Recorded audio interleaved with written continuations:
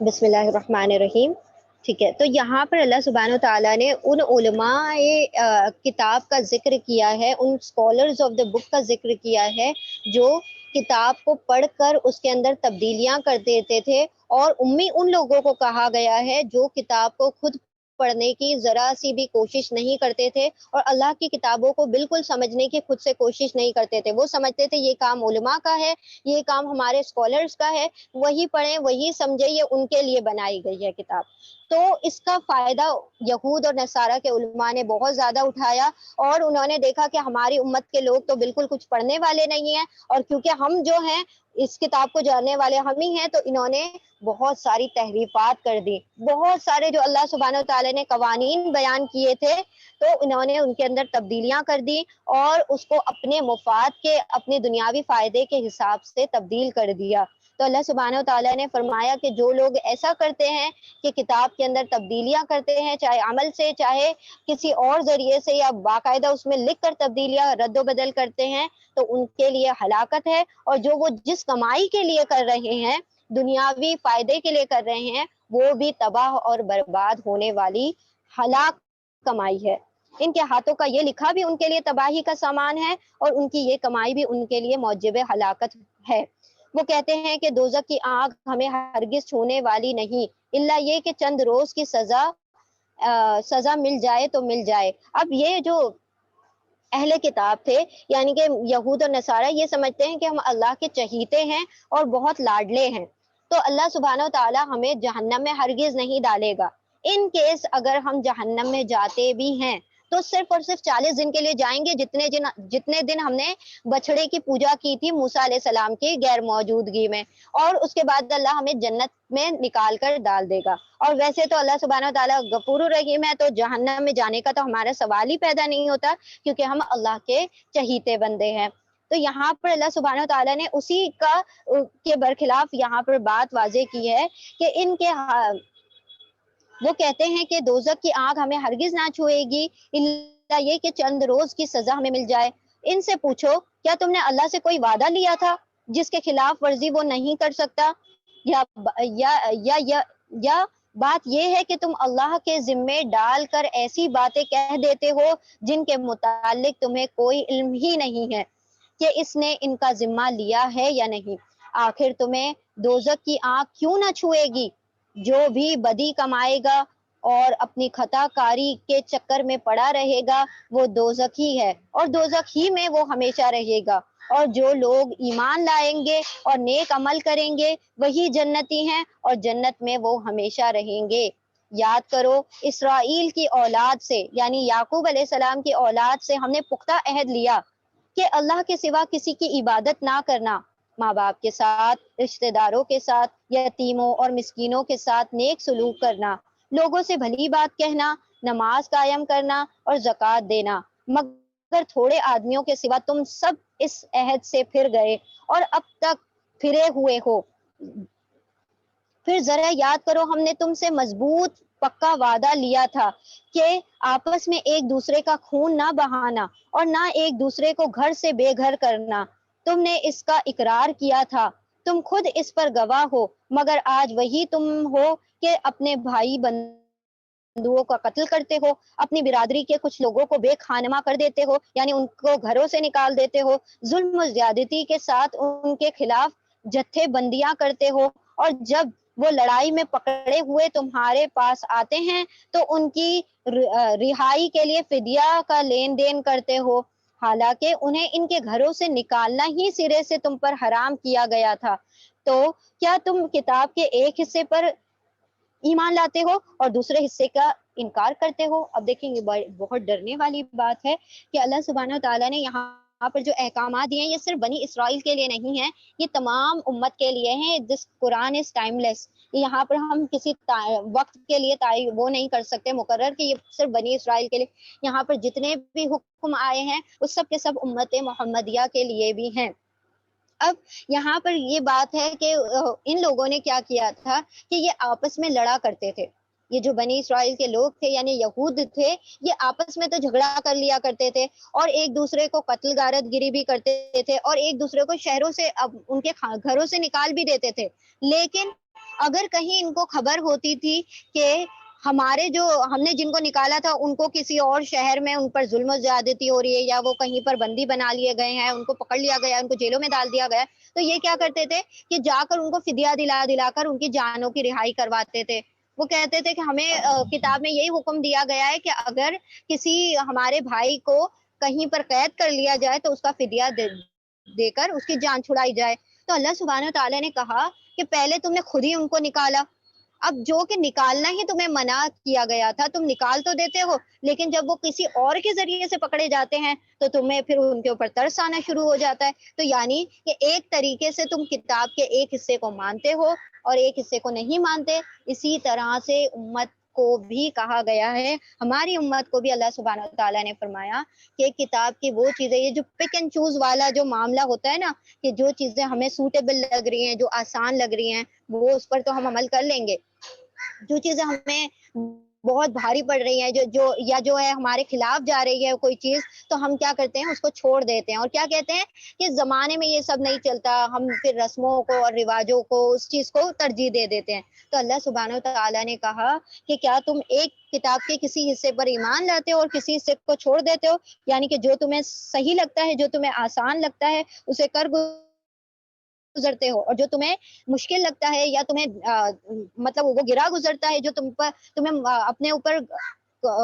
مشکل معلوم ہوتا ہے، ان چیزوں کو تم چھوڑتے چلے جاتے ہو۔ تو ایک چیز کو مانتے ہو اور ایک چیز کو نہیں مانتے، تو جو لوگ ایسا کریں ان کی سزا اس کے سوا اور کیا ہے کہ دنیا کی زندگی میں ذلیل و خوار ہو کر رہیں اور آخرت میں شدید ترین عذاب کی طرف پھیر دیے جائیں۔ اللہ ان حرکات سے بے خبر نہیں ہے جو تم کر رہے ہو۔ یہ وہ لوگ ہیں جنہوں نے آخرت بیچ کر دنیا کی زندگی خرید لی،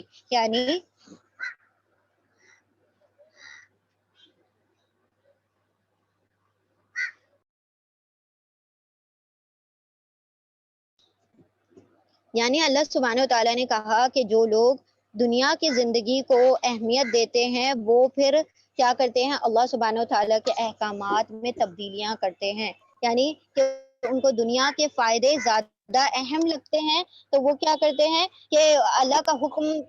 اگر فالو کرنے سے، اب جیسے کہ ایک ایگزامپل لے لی جائے زکوٰۃ دینا، زکوٰۃ دینے سے ہمیں لگتا ہے ہمارا مال کم ہو رہا ہے، لیکن اللہ سبحانہ و تعالیٰ کہتے ہیں کہ اس سے تمہارے مال کی پاکی ہوتی ہے، اس سے تمہارا مال بڑھتا ہے، لیکن دنیاوی لحاظ سے دیکھا جائے تو اگر 100 روپے ہیں اس میں سے 2.5 روپے تو کم ہو گئے کیونکہ میں نے کسی اور کو دے دیے۔ تو یہ ہمارا نظریہ ہے، کیونکہ یہ چیز ہمیں کیا لگ رہی ہے کہ ہم سے جاتا ہوا نظر آ رہا ہے، ہم سے کوئی چیز نکلتی ہوئی چھوٹتی ہوئی نظر آ رہی ہے، تو ہم کیا سمجھیں گے کہ اس چیز پر عمل کرنا مشکل ہے، تو ہم اس چیز کو چھوڑ دیتے ہیں۔ روزے رکھنا مشکل لگ رہا ہے کیونکہ ہم پورا دن بھوکا نہیں رہ سکتے، کھانا پینا ہم سے چھوٹتا نہیں ہے، تو ہم کیا کریں گے، روزہ چھوڑ دیں گے، ہم کسی اور کو فدیہ دے دیں گے۔ فدیہ دینا آسان ہے، کسی کو کھانا کھلا دینا آسان ہے، روزہ رکھنا مشکل ہے، تو ہم نے روزے چھوڑ دیے۔ حالانکہ اللہ سبحانہ تعالیٰ نے فرمایا کہ اس کا جو مقصد ہے وہ تقویٰ حاصل کرنا ہے، اگر تم روزے رکھو گے تو تمہیں تقویٰ حاصل ہوگا، لیکن ہم یہ کیوں چھوڑ رہے ہیں، کیونکہ اس میں ہمیں آسانی نہیں ہو رہی ہے۔ تو یہی ہوتا ہے کہ ایک کتاب کے ایک حصے پر عمل کر لینا اور ایک حصے کو کیا کر دینا، چھوڑ دینا۔ تو اللہ سبحانہ تعالیٰ نے فرمایا کہ جو لوگ ایسا کرتے ہیں تو ان کے لیے دنیا میں بھی ذلت و رسوائی ہے اور آخرت میں بڑا عذاب ہے، لہٰذا نہ ان کی سزا میں کوئی کمی کی جائے گی اور نہ انہیں کوئی مدد پہنچ سکے گی۔ ہم نے موسیٰ علیہ السلام کو کتاب دی، اس کے بعد پے در پے رسول بھیجے، ایک کے بعد ایک بہت سے رسولوں کو بھیجا۔ مما اس کو یاد ہو گیا، میں کہا مما سونا، میں کہ اس کو کیا ہوگا، دیکھی سو مما سونا نیچے گر رہا۔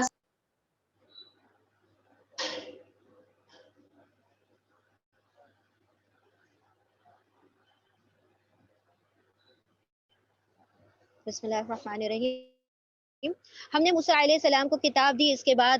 ایک رسول بھیجے، آخرکار عیسیٰ ابن مریم کو روشن نشانیاں دے کر بھیجا اور روح پاک سے اس کی مدد کی۔ روح پاک یعنی جبرائیل علیہ السلام کے ذریعے سے عیسیٰ علیہ السلام کی مدد کی۔ پھر یہ تمہارا کیا ڈھنگ ہے کہ جب بھی کوئی رسول تمہاری خواہشات نفس کے خلاف کوئی چیز لے کر تمہارے پاس آ جاتا ہے تو تم نے اس کے مقابلے میں سرکشی ہی کی ہے، کسی کو جھٹلا دیا اور کسی کو قتل کر دیا۔ وہ کہتے ہیں ہمارے دل محفوظ ہیں، نہیں، اصل بات یہ ہے کہ ان کے کفر کی وجہ سے ان پر اللہ کی پھٹکار پڑ گئی ہے، اس لیے وہ کم ہی ایمان لاتے ہیں۔ اور اب جو ایک کتاب اللہ کی طرف سے ان کے پاس آئی ہے یعنی قرآن کریم، اس کے ساتھ ان کا کیا برتاؤ ہے، باوجود یہ کہ وہ اس کتاب کی تصدیق کرتی ہے جو ان کے پاس پہلے سے موجود تھی، جسے وہ پہچان بھی گئے، تو انہوں نے اسے ماننے سے انکار کر دیا۔ خدا کی لعنت ان منکرین پر، کیسا برا ذریعہ ہے کہ جس سے یہ اپنے نفس کی تسلی حاصل کرتے ہیں کہ جو ہدایت اللہ نے نازل کی ہے اس کو قبول کرنے سے صرف اس ضد کی بنا پر انکار کر رہے ہیں کہ اللہ نے اپنے فضل وحی اور رسالت سے اپنے جس بندے کو خود چاہا نواز دیا، لہٰذا اب یہ غضب بالائے غضب کے مستحق ہو گئے اور ایسے کافروں کے لیے سخت ذلت آمیز سزا مقرر ہے۔ اب یہ یہود اور نصارہ کے بارے میں بتایا گیا کہ ان کو اللہ سبحانہ و تعالیٰ نے ان کی کتاب میں نبی صلی اللہ علیہ وسلم کی بعثت کے بارے میں بہت سارے تذکرے کر دیے تھے، بہت سارے ذکر آ چکے تھے۔ انہوں نے نبی صلی اللہ علیہ وسلم کو پہچان بھی لیا، ان کو جان بھی گئے کہ یہی نبی برحق ہے، پھر بھی انہوں نے انکار کر دیا۔ ان کے انکار کرنے کی اتنی معمولی سی وجہ تھی، اتنی چھوٹی اور حقیر وجہ تھی کہ ان کی آپس کی ضد، جو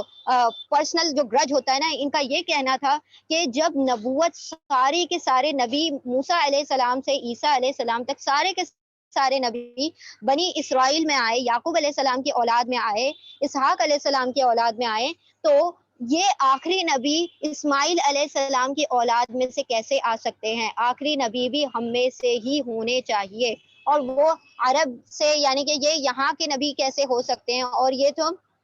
مالدار بھی نہیں ہے اور ان کے پاس دولت بھی نہیں ہے اور یہ ہماری نسلوں میں سے بھی نہیں ہے، تو یہ کیسے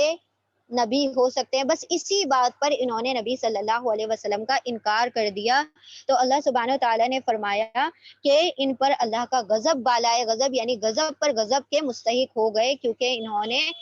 پچھلی کتابوں کا انکار کیا، ساتھ ساتھ آخر میں نبی صلی اللہ علیہ وسلم کا بھی انکار کر دیا۔ جب ان سے کہا جاتا ہے کہ جو کچھ اللہ نے نازل کیا ہے اس پر ایمان لاؤ، تو وہ کہتے ہیں کہ ہم تو صرف اس چیز پر ایمان لاتے ہیں جو ہمارے یہاں یعنی بنی اسرائیل میں اتری ہے، یعنی کہ تورات اور انجیل۔ اس دائرے کے باہر جو کچھ آیا ہے اسے ماننے سے وہ انکار کرتے ہیں، حالانکہ وہ حق ہے اور اس تعلیم کی تصدیق اور تائید اور کنفرم کر رہا ہے جو ان کے ہاں پہلے سے موجود ہے۔ اچھا، ان سے کہو اگر تم اس تعلیم پر ہی ایمان رکھتے ہو جو تمہارے پاس آئی ہے، تو اس سے پہلے اللہ کے ان پیغمبروں کو جو خود بنی اسرائیل میں سے پیدا ہوئے تھے کیوں ان کو قتل کرتے رہے ہو؟ تمہارے پاس موسیٰ علیہ السلام کیسی کیسی روشن نشانیوں کے ساتھ آئے، پھر بھی تم ایسے ظالم تھے کہ اس کے پیٹھ موڑتے ہی بچڑے کو معبود بنا بیٹھے۔ پھر ذرا اس میثاق کو، اس وعدے کو یاد کرو جو طور پہاڑ کو تمہارے اوپر اٹھا کر ہم نے لیا تھا۔ ہم نے تاکید کی تھی کہ جو ہدایت ہم دے رہے ہیں ان کی سختی کے ساتھ پابندی کرو اور کان لگا کر سنو۔ تمہارے اسلاف نے کہا کہ ہم نے تو سن لیا مگر ہم مانیں گے نہیں، اور ان کی باطل پرستی کا یہ حال تھا کہ دلوں میں ان کے بچڑے کی محبت بس گئی تھی۔ کہو اگر تم مومن ہو تو یہ عجیب ایمان ہے جو تمہیں ایسی بری حرکت پر اکساتا ہے، یعنی کہ اللہ سبحانہ وتعالیٰ نے جب انہوں نے نافرمانیاں کرنی شروع کر دی اور حد سے بڑھ گئے، تو اللہ سبحانہ وتعالیٰ نے طور پہاڑ جو کہ باقاعدہ ایک پہاڑ ہے اس کو ان کے سروں پر، فرشتوں کو حکم دیا کہ ان پہاڑوں کو ان کے سر پر بلند کر لو۔ وہ فرشتے ان کے سر پر پہاڑ لے کر کھڑے ہو گئے اور کہا کہ اگر تم اللہ کے حکم کو نہیں مانو گے، تورات اور انجیل کا انکار کرو گے، تورات کا انکار کرو گے، موسیٰ علیہ السلام کے جو لائے ہوئے احکامات ہیں، اللہ کے حکموں کا انکار کرو گے، تو ہم تمہارے سر پر یہ پہاڑ گرا دیں گے۔ تو انہوں نے قسمیں اٹھا لی کہ ہم قسم کھاتے ہیں کہ آج سے ہم فرما بردار ہیں، آج سے ہم ایمان لاتے ہیں، آج سے جو بھی حکم نازل کیا جا رہا ہے ہم اس کی پیروی کریں گے اور اتباع کریں گے۔ لیکن جیسے ہی ان کے اوپر سے طور پہاڑ کو نیچے رکھ دیا گیا، وہ پھر سے نافرمان ہو گئے، پھر سے اللہ سبحانہ و تعالیٰ کی معصیت شروع کر دی۔ ان سے کہو کہ اگر واقعی، اور اللہ سبحانہ و تعالیٰ نے کہا کہ اگر تم کہتے ہو کہ ہم صرف تورات اور انجیل پر ایمان لاتے ہیں، قرآن پر ایمان نہیں لاتے، تو اللہ نے بڑی حکمت کے ساتھ یہ سوال ان سے کیا۔ اللہ نے ان سے کوئی حجت نہیں کی، کوئی لڑائی یا کوئی بحث نہیں کی، بس ایک معمولی سا سوال پوچھا ان سے کہ تم کہتے ہو کہ ہم تورات اور انجیل پر ایمان لاتے ہیں، اور ہم نبی صلی اللہ علیہ وسلم پر ایمان نہیں لائیں گے کیونکہ وہ بنی اسماعیل میں سے ہیں، ہم ان نبیوں پر ایمان لائیں گے جو بنی اسرائیل میں سے ہیں۔ تو اگر تم بنی اسرائیل کے نبیوں پر ایمان لاتے ہو تو تم نے زکریا علیہ السلام، یحییٰ علیہ السلام اور عزیر علیہ السلام، ان تمام نبیوں کو قتل کیوں کیا؟ وہ تو تمہاری امت میں سے تھے، وہ تو تمہارے ہی نسلوں میں سے تھے، تو تم کیا کہتے ہو کہ ہم اپنی کتاب پر ایمان لاتے ہیں؟ اصل بات یہ ہے کہ تم اپنی کتاب پر بھی اصل میں ایمان نہیں رکھتے۔ ان سے کہو کہ اگر واقعی اللہ کے نزدیک آخرت کا گھر تمام انسانوں کو چھوڑ کر صرف تمہارے ہی لیے مخصوص ہے، تب تو تمہیں چاہیے کہ موت کی تمنا کرو۔ اگر تم اپنے اس خیال میں سچے ہو، یقین جانو کہ یہ کبھی بھی موت کی تمنا نہ کریں گے، اس لیے کہ اپنے ہاتھوں کو جو کچھ کما کر انہوں نے وہاں بھیجا ہے، اس کا اقتضا یہی ہے کہ یہ وہاں جانے کی تمنا نہ کریں۔ اللہ ان ظالموں کے حال سے خوب واقف ہے، تم انہیں سب سے بڑھ کر جینے کا حریص پاؤ گے، سب سے زیادہ لالچی، حتیٰ کہ یہ اس معاملے میں مشرکوں سے بھی زیادہ لالچی ہیں۔ ان میں سے ایک ایک شخص چاہتا ہے کہ کسی طرح اس کو 1000 سال جیے، اس کو 1000 سال کی عمر مل جائے، حالانکہ لمبی عمر بہرحال اسے عذاب سے تو دور نہیں کر سکتی، جیسے کچھ اعمال یہ کر رہے ہیں، اللہ تو انہیں دیکھ ہی رہا ہے۔ اب یہاں پر اللہ سبحانہ تعالیٰ نے فرمایا کہ جو بندہ ایمان والا ہوتا ہے، جس کے اعمال درست ہوتے ہیں، تو وہ اللہ کی ملاقات کا مشتاق ہوتا ہے، اللہ کی ملاقات کا اسے اشتیاق ہوتا ہے، وہ اس سے ملنا چاہتا ہے، کیونکہ اسے پتا ہے کہ اگر میں نے اعمال نیک کیے ہیں اور اللہ سبحانہ و تعالیٰ کی فرما برداری کرتے ہوئے زندگی گزاری ہے، اور اللہ کی اسے پھر قربت کا طلب ہوتا، قربت کی چاہت ہوتی ہے۔ لیکن جب کہ انہوں نے ایسے کوئی اعمال کیے ہی نہیں ہیں، ہر وہ بندہ جو خلاف شریعت کام کرتا ہے، اسے دل میں کوئی اسے بتائے نہ بتائے، اس کا ضمیر اسے بتا دیتا ہے کہ تم غلط کر رہے ہو۔ اب وہ جو غلط راہ پر ہوتا ہے، جو بے راہ رو ہوتا ہے، اسے پتا ہے کہ میں جب اللہ کے پاس جاؤں گا تو میری تو پھر کیا ہے، پھر شامت آنے والی ہے، پھر میرے تو عذاب کے جو اعمال نامے ہیں وہ کھل جائیں گے۔ تو پھر اسے کیا ہوتی ہے، لمبی زندگی کی توقع ہوتی ہے، وہ مرنا نہیں چاہتا، وہ موت کو پسند نہیں کرتا۔ ایمان والے موت کے طلبگار ہوتے ہیں کہ اللہ سے ملاقات کریں گے، مطلب وہ مانگتے نہیں ہیں موت کو، لیکن موت سے پھر ڈرتے وہ بھی نہیں کرتے کہ موت آئے گی تو پھر ہم نے کیا کرنا ہے۔ وہ تو کیا ہوتا ہے، اللہ سبحانہ و تعالیٰ سے ملنے کا وقت آ جاتا ہے، لیکن جن کے اعمال درست نہیں ہیں تو وہ تو چاہتے ہیں کہ ان کو 1000 سال کی زندگی دے دی جائے۔ تو یہ یہود چاہتے ہیں کہ ہمیں لمبی زندگی دے دی جائے، لیکن اللہ نے فرمایا کہ کسی کو بھی کتنی بھی لمبی، کتنی بھی دراز عمر دے دی جائے، اگر وہ بد کردار ہے اور اگر وہ بد اعمال کرنے والا ہے، تو پھر وہ آخرت میں لمبی زندگی پانے کے بعد بھی اپنی سزا کو کاٹے گا۔ ان سے کہو کہ جو کوئی جبرائیل علیہ السلام سے عداوت رکھتا ہو، اس سے دشمنی رکھتا ہو، اسے معلوم ہونا چاہیے کہ جبریل نے اللہ ہی کے حکم سے یہ قرآن نبی صلی اللہ علیہ وسلم کے قلب پر نازل کیا ہے۔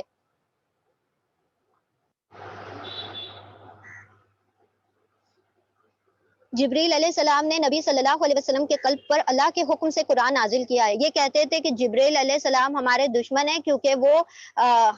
ہمارے نسلوں کو چھوڑ کر نبی صلی اللہ علیہ وسلم کے پاس وحی لے کر چلے گئے ہیں، انہوں نے ہم سے دشمنی کی ہے، تو یہ بھی ہمارے دشمن ہیں۔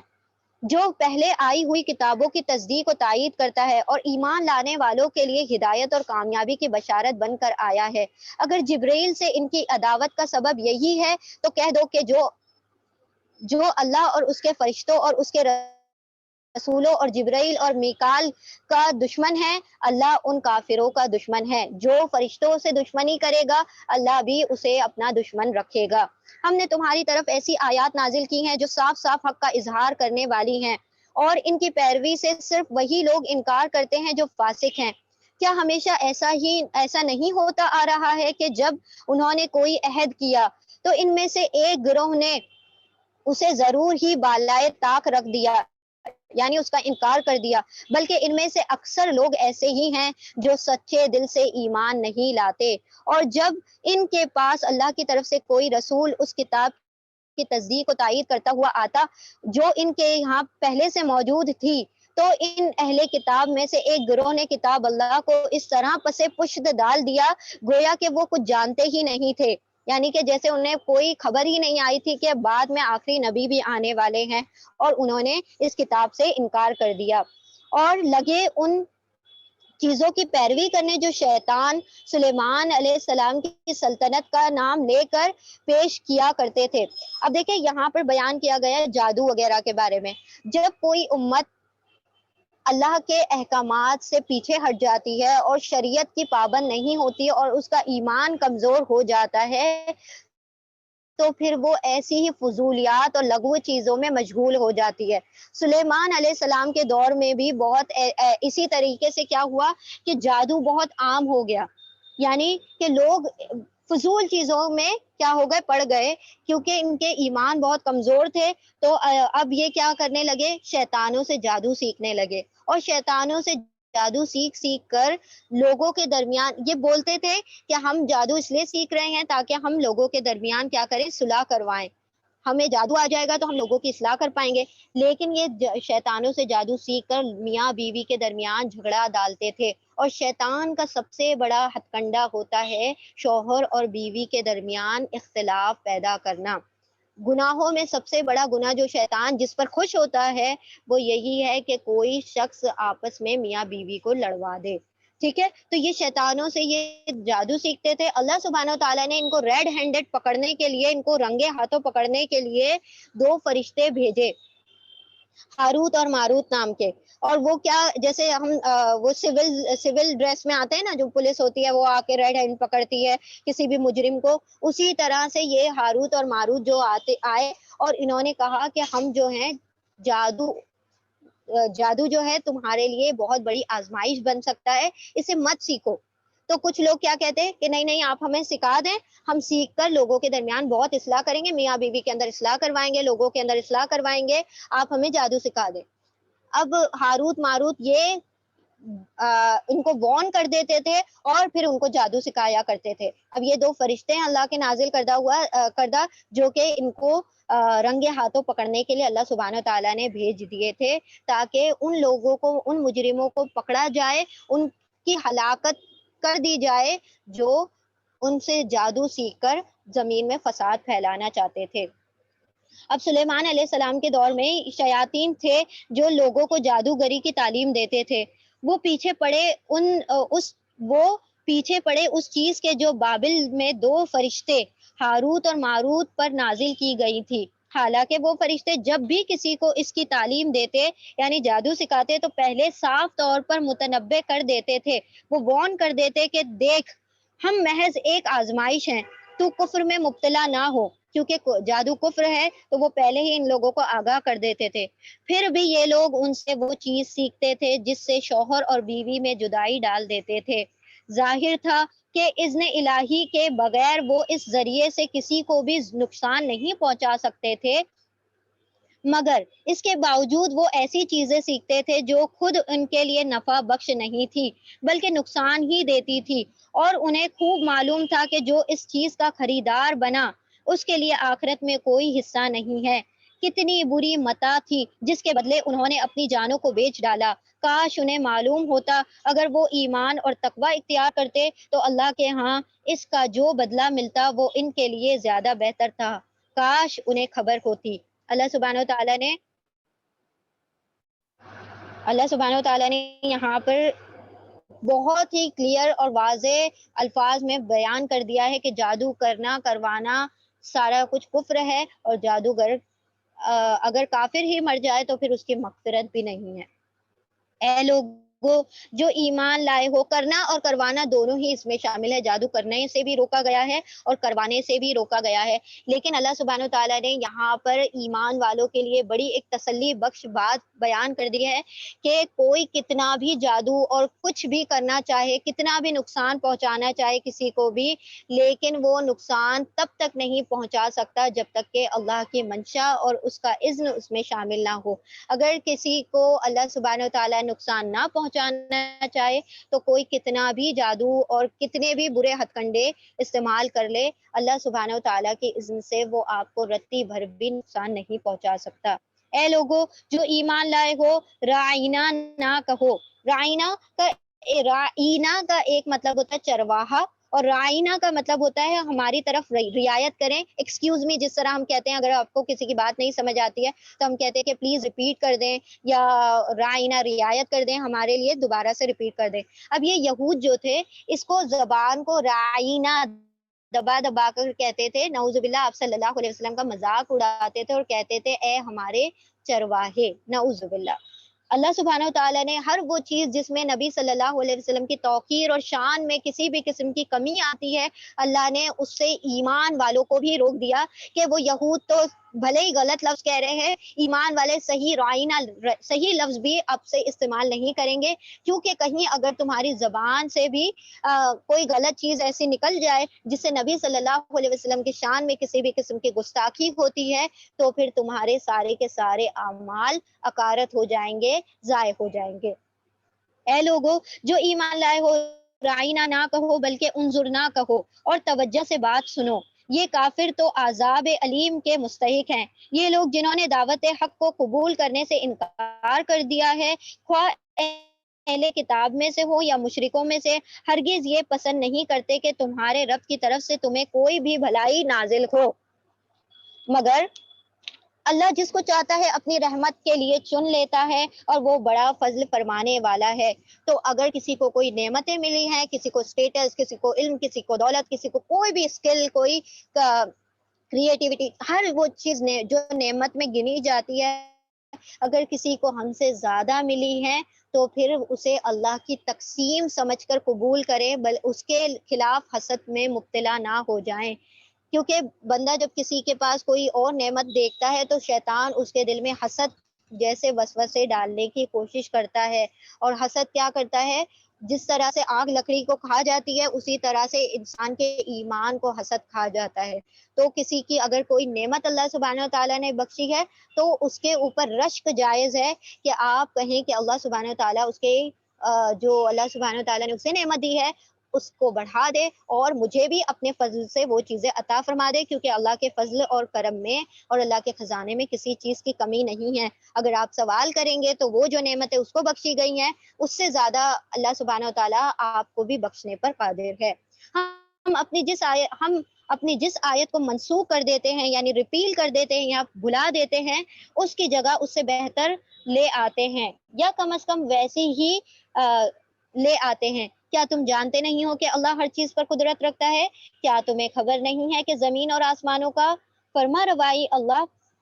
زمین اور آسمان کی فرما روائی اللہ ہی کے لیے ہے، اور اس کے سوا کوئی تمہاری خبر گیری کرنے والا اور تمہاری مدد کرنے والا نہیں ہے. پھر کیا تم اپنے رسول سے اس قسم کے سوالات اور مطالبے کرنا چاہتے ہو جو جیسے اس سے پہلے موسیٰ علیہ السلام سے کیے جا چکے تھے؟ حالانکہ جس شخص نے ایمان کی روش کو کفر کی روش سے بدل دیا وہ راہ راست سے بھٹک گیا. اہل کتاب میں سے اکثر لوگ یہ چاہتے ہیں کہ کسی طرح تمہیں ایمان سے پھیر کر پھر کفر کی طرف پلٹا دیں، اگرچہ حق ان پر ظاہر ہو چکا ہے، مگر اپنے نفس کے حسد کی بنا پر تمہارے لیے ان کی یہ خواہش ہے کہ اس کے جواب میں تم عفو اور درگزر سے کام لو، یہاں تک کہ اللہ خود ہی اپنا فیصلہ نافذ کر دے. مطمئن رہو کہ اللہ ہر چیز پر قدرت رکھتا ہے. نماز قائم کرو، زکوٰۃ دو، تم اپنی عاقبت کے لیے، تم اپنی آخرت کے لیے جو بھلائی کما کر آگے بھیجو گے اللہ کے یہاں اسے موجود پاؤ گے. جو کچھ تم کرتے ہو وہ سب اللہ کی نظر میں ہے. اب دیکھیں یہاں پر وہی بات کی گئی کہ جب نبی صلی اللہ علیہ وسلم کو نبوت بخشی گئی تو ان کو حسد ہو گئی کہ انہیں کیوں بخشی گئی نبوت، ان کو کیوں کتاب دی گئی. تو اللہ سبحانہ و تعالیٰ نے فرمایا کہ اللہ سبحانہ و تعالیٰ جسے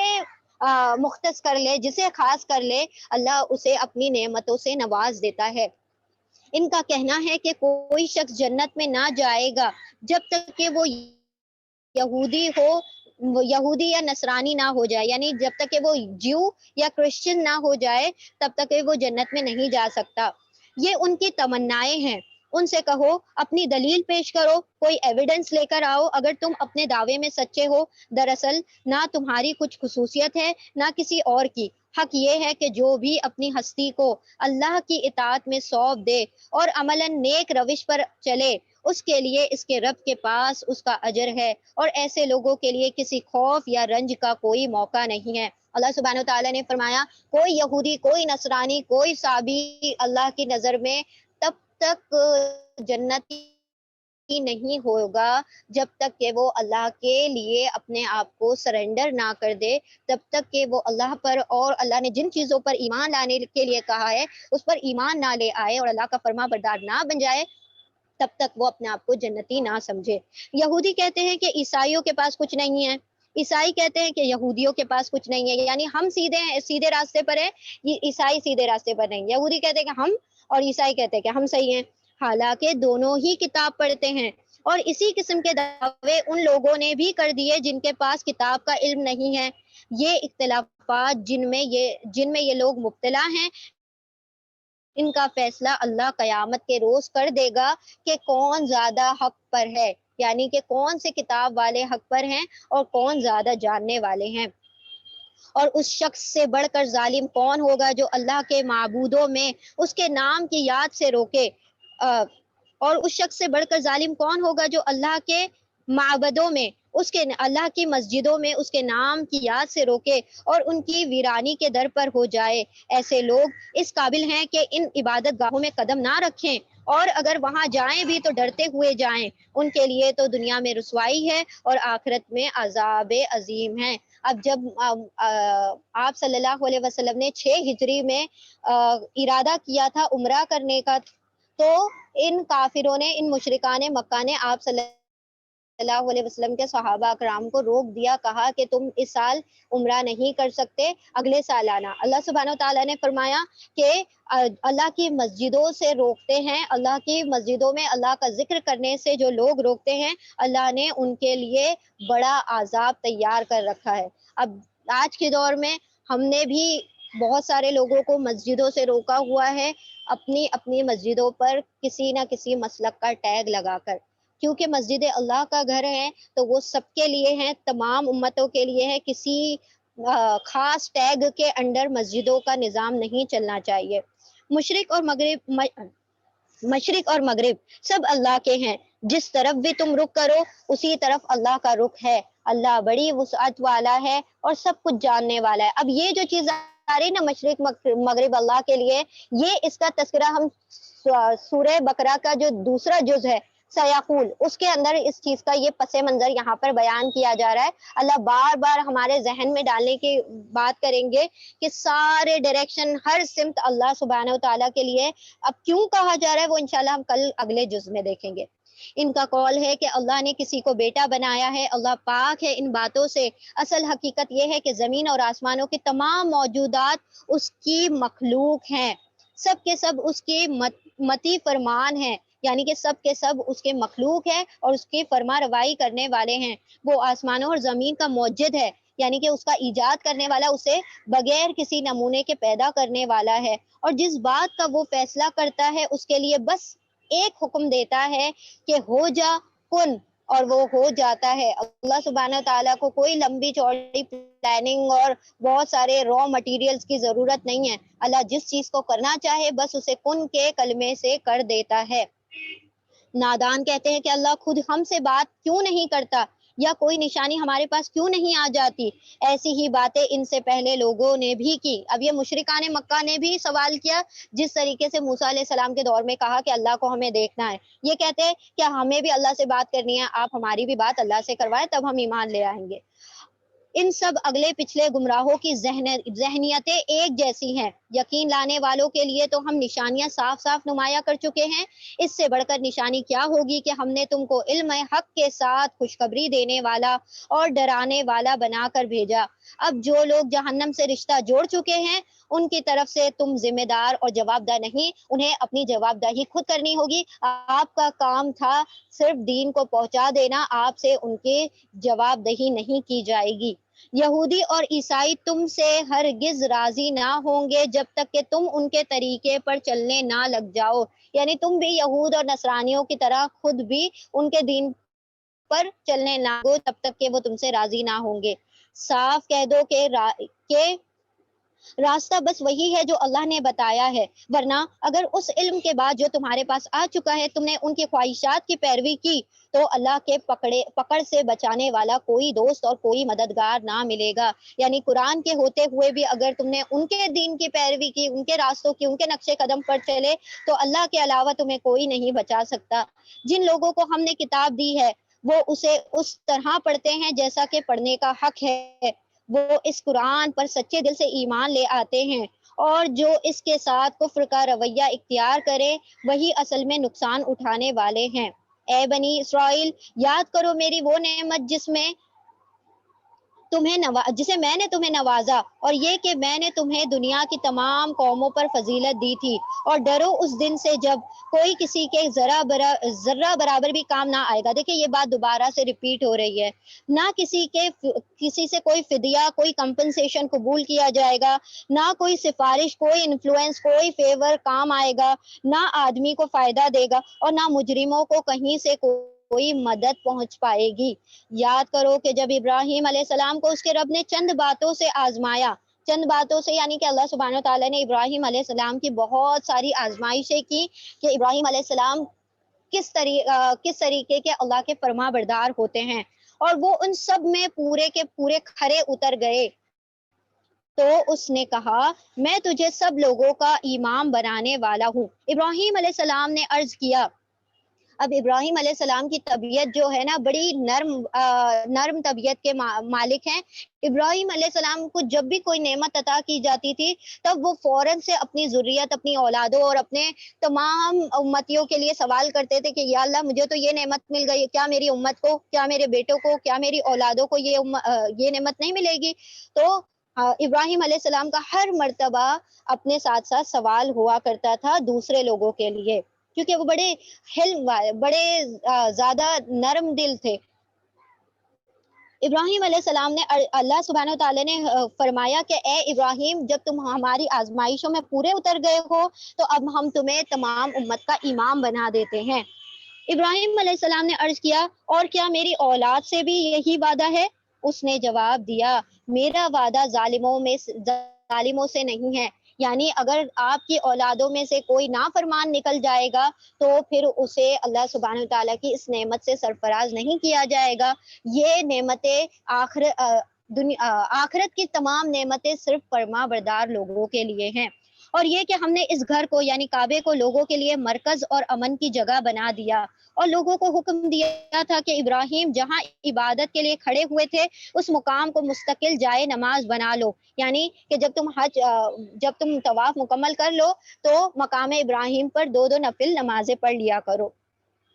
اور ابراہیم اور اسماعیل علیہ السلام کو تاکید کی تھی کہ میرے اس گھر کا طواف اور اعتکاف اور رکوع اور سجدہ کرنے والوں کے لیے پاک کر دو، اور یہ کہ ابراہیم علیہ السلام نے دعا کی اے میرے رب اس شہر کو، دیکھیں یہاں پر مارک کر لیں یہ دعا ہے، اے میرے رب اس شہر کو امن کا شہر بنا دے، یعنی مکہ کو امن والا شہر بنا دے، اور اس کے رہنے والوں سے جو اللہ اور آخرت کے ماننے والا ہو انہیں ہر قسم کے پھلوں کا رزق عطا فرما دے۔ اب دیکھیں اللہ سبحانہ تعالیٰ نے جب ابراہیم علیہ السلام کو کہا کہ امامت تو ان لوگوں کو ملے گی جو فرما بردار ہیں، جو ظالم ہیں انہیں تو کوئی امامت نہیں ملنے والی، کوئی آخرت کا ثواب نہیں ملے گا۔ اب ابراہیم علیہ السلام ڈر گئے کہ اللہ سبحانہ تعالیٰ نے کہا تو یہ تو بڑے فرما بردار لوگوں کے لیے، تو ابراہیم علیہ السلام جب دنیا کی طلب کر رہے ہیں کہ دنیا کا جو رزق ہے عطا کر دے جو ایمان لائے، تو اللہ سبحانہ تعالیٰ کا دیکھیں کتنا خوبصورت جواب ہے۔ جواب میں اللہ سبحانہ تعالیٰ نے فرمایا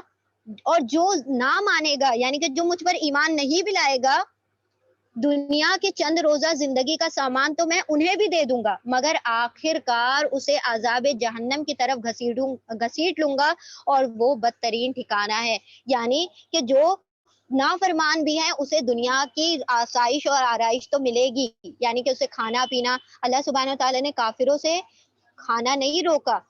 اللہ نے رزق نہیں روکا، اللہ نے پانی کافروں سے نہیں روکا، اللہ سبحانہ تعالیٰ نے روشنی نہیں روکی، ہوا نہیں روکی، اللہ سبحانہ تعالیٰ